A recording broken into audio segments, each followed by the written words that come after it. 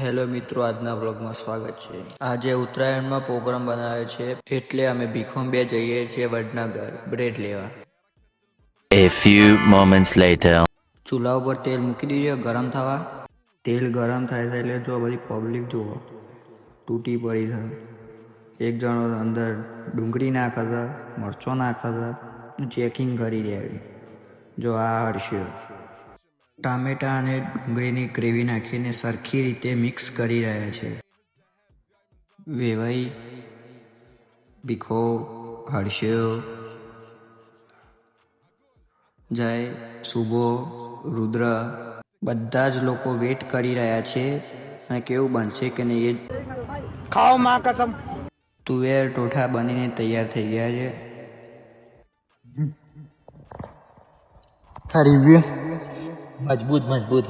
હવે મળીએ બીજા બ્લોગમાં।